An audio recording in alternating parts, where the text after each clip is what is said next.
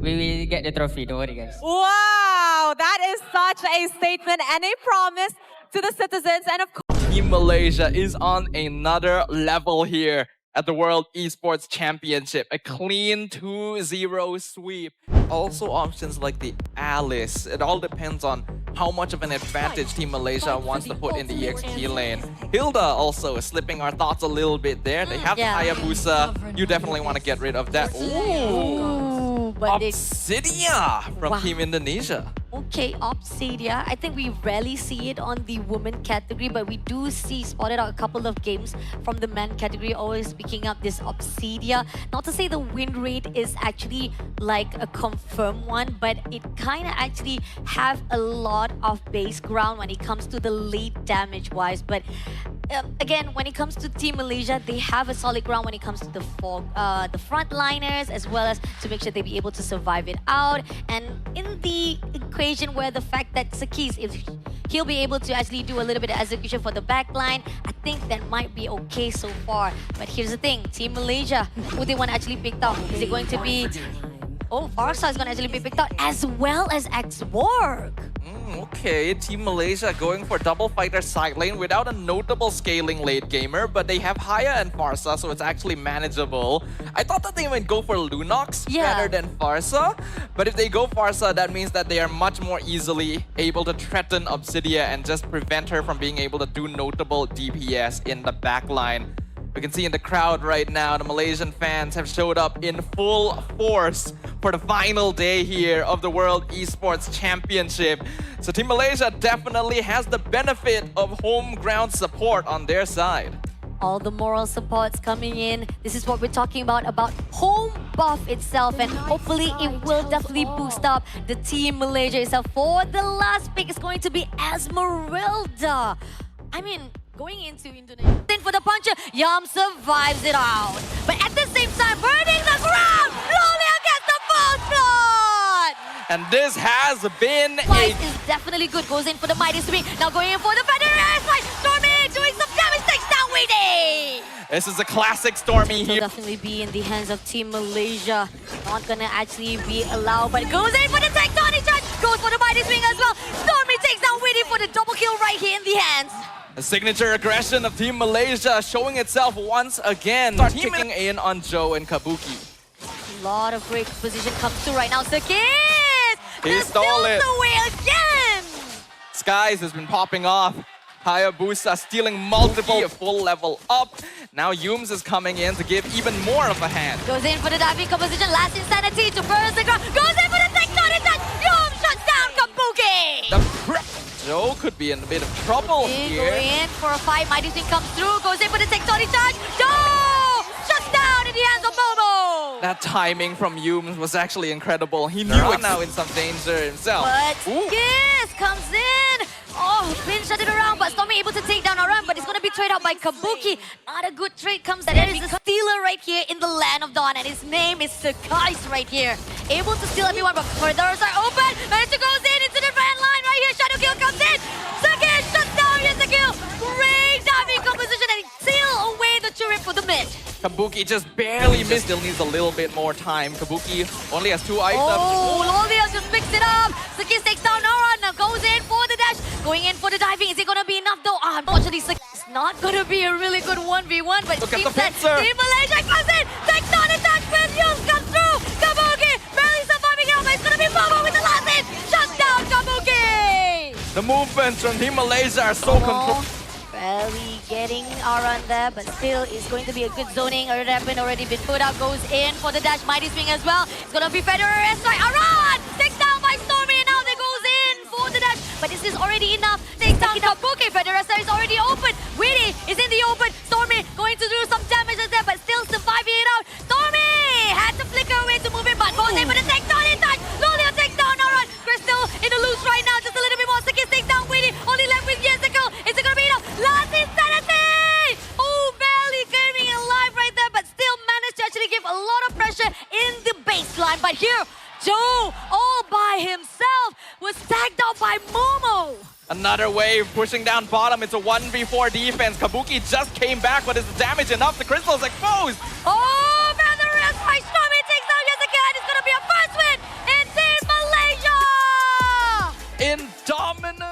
really give that opportunity for your opponent. It's either you actually take that for yourself, because Indonesia has the first pick, so they say like, nah, we gotta actually take out that Grawl. Don't give them. So maybe there is a hero they want to pick out first of all before giving that opportunity to Team Malaysia. It is interesting that they would ban the Grok. It basically means they have to go Gatot Kacha first, otherwise it gets stolen away. Unless Or they even intend... Lapu-Lapu if I they think want. they might be thinking of going Eve first. Oh yeah. And then if the Gatot gets picked by Team Malaysia, then they can go for the Hylos. That might be the idea we're looking at right now. Looks like Team Malaysia will just take out the Baxia. So let's see what Team Indonesia's idea is for their first pick. Let's see. Are they gonna actually go for the year first? That can actually change things around for Team Indonesia. But again, I kind of feel like they are also particularly looking on the side of Gatot Kaca instead to be picked up. So Malaysia is still open if they want to actually pick out that Yi for themselves, or they want to do the same thing where they picked out their own assassin jungler again for the first time for their two first heroes. And Team Malaysia has the option of both Lancelot and Hayabusa this time around. Team Indonesia will just probably grab whichever hero Team Malaysia doesn't go for here. Eve with a Lancelot combo is not too bad, but the synergy of it is going to be a bit lacking. And they're also going to be needing to look for a roamer now that both Grok and Gatot have been taken off the table. With Gatot on the opposite side as well, Kalea is also not as viable. Looks like it's going to be the Lancelot and the Zeus Sin. What is this? This is a challenge face on or saying like, nah, this is how you use your Jushin actually, Indonesia. So we're gonna show you how it is. So this is Team Malaysia picking up Jushin for themselves. So Eve is still open for Team Indonesia if they want to actually pick it up. Great combo coming in for Gatot Kaca as well. Even another assassin to be picked up if they want to actually take that Hayabusa as well. Yeah, I think Eve should be prioritized. It should be Eve Hayabusa unless Indonesia really wants Lapu-Lapu. That's the choice they have to make. I think regardless, they have to go Haya unless they're particularly confident that their assassin hero pool will still be okay going into the second half of the draft. But Eve Gatot is just such a solid combo overall. It is going to be the Hayabusa with the Uranus instead. Okay, I think pretty much this is kind of a bit of the repeat of the draft, I think, when they fight off with Romania, yeah. But without Gatot Kaca to be picked out, they actually had Lapu-Lapu, Hayabusa, as well as Uranus as their combo. And it was successful. Great rotation coming in from them. They were able to actually control some of the movements from the early on. So this is the aggression they are looking for. At least they can be able to survive it out for the early rotation. I think they saw how what Malaysia was doing for the first round. They want to make sure at least early game, they will not be easily taken down. But picking Uranus at this point is still risky because there's a lot of fighters that can deal with it. Team Malaysia has the chance to lock in one right now. Something like the Esmeralda would be fairly safe.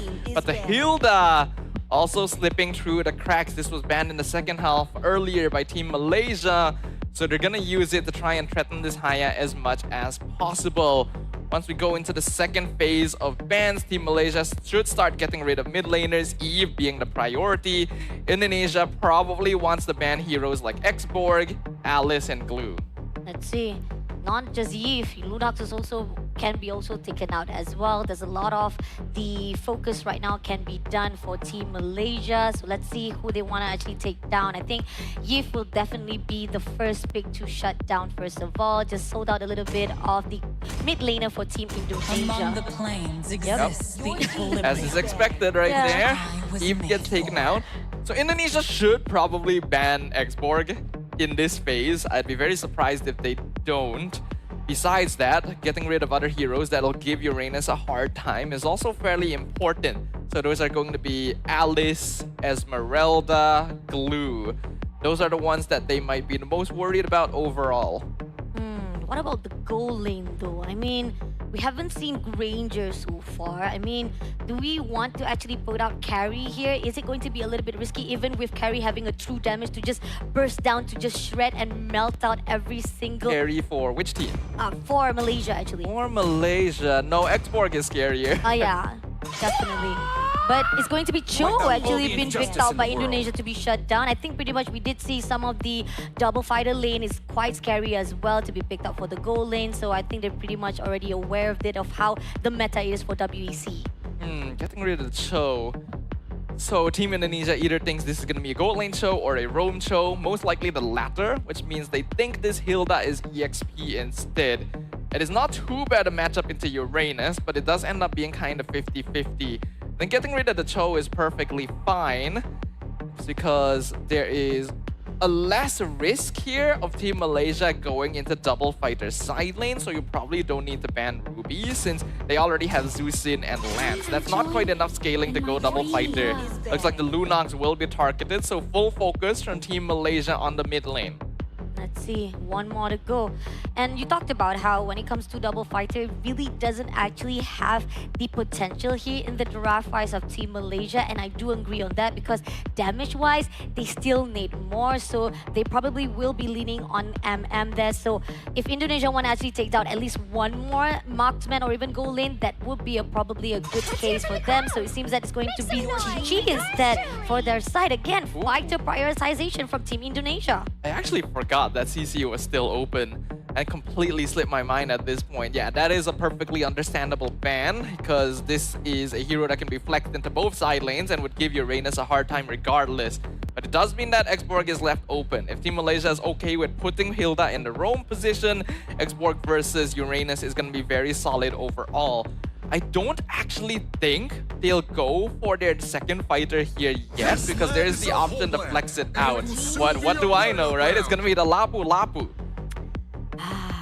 Malaysia always surprises off, but Lapu Lapu has been a great addition coming in for the WEC. I think we pretty much have seen a great ground solid coming in for the initiation. That Bribus fighter comes soon. It's pretty much is a great meta to be straight up used here for their semi-finals. But Team Indonesia, how they want to actually contest this out with Team Malaysia. They still need a little bit of that damage, so they pick up Obsidia again, as well as stealing out Farsa from the hands of Team Malaysia. Again, it is a little bit risky because Team Indonesia did kind of actually have a falter case when it comes to the first draft. They didn't had enough time to actually scale out this Obsidia, so let's see if maybe after that first loss, they will be able to patch things up.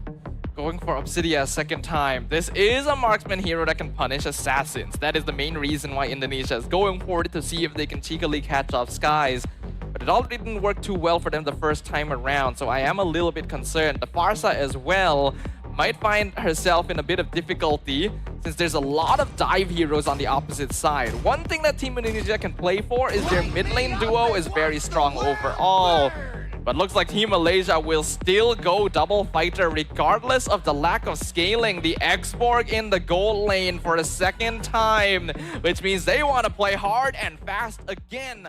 Dangerous. You don't know where they are coming out for the fight, but coming in right now, they picked up Daran, goes in for the punch and missed it out, but goes in, oh will they for the fight, goes out, going to stun it off immediately, but can they actually go there? No! Goes, immediately shuts down Daran, and now much they try to actually tone this out, now going in for the bottom, goes in for the punch, and Momo gets the kill instead. That's built up yet. Goes in for the quad Shadow. Feather side is already open, but I think Yums will be able to survive it out. Shadow kills, comes in, one last hit. Dojo takes down Yums immediately, but there's going to be just a little bit of trade for Team Indonesia. But Stormy on the other hand say, did you just take Yums? You are in the no man's land, my friend. Sakis comes in, he goes in on, but the ammo comes through, and Stormy says, Joe, you are down! They're gonna keep pushing it no matter the circumstances.